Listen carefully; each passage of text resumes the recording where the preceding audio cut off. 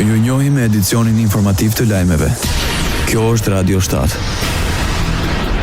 SPAK shtyn sërish me 3 muaj hetimet për ish-kryeministrin Arben Ahmetaj. Ai akuzohet për pastrim parash, fshehje të pasurisë dhe korrupsion pasiv. 23 qershori është afati i fundit për plotësuar hetimet e munguara në dosjen ndaj Ahmetajit. Kjo është hera e tretë që organi akuzës zgjat hetimet.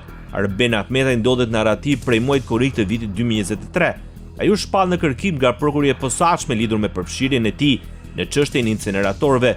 Dyshohet se gjatë funksionit të tij si ministër, mori disa akte për t'u mundësuar sipërmarrësve lidhjen e kontratave koncesionare.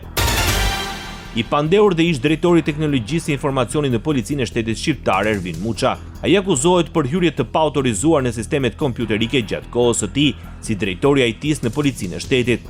Organi akuzës arriti në përfundimin se drejtori i IT-s nuk ka informuar drejtorin e përgjithshëm të policisë së shtetit në lidhje me procedurat e backupit të dhënave të Teams, dhe as nuk ka hartuar një plan veprimi për problematikat e konstatuara dhe veprimet e ndërmarra për rregullimin e tyre.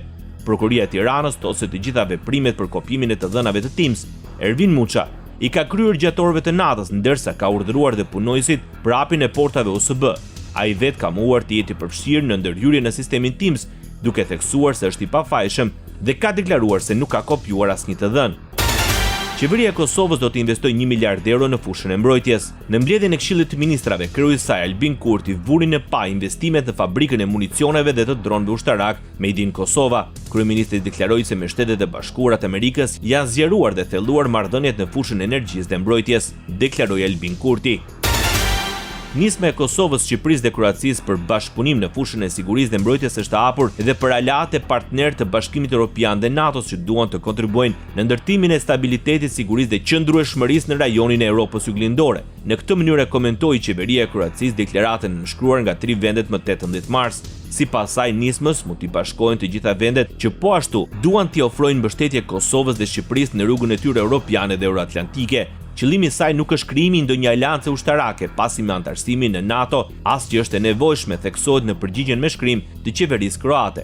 Më herët presidenti i Serbisë Aleksandar Vučić tha se me nënshkrimin e dokumentit, Kroacia, Shqipëria dhe Kosova kanë hapur një garë armësh në rajon dhe kanë shkelur marrëveshjen në rajonale të vitit 1996.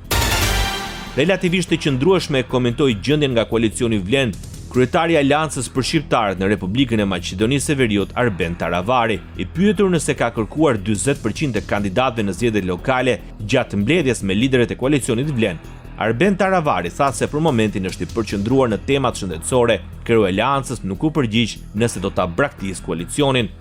Kjo është e parëndësishme për temën që po flasim sot. Bisedimet mes koalicioneve janë temë politike.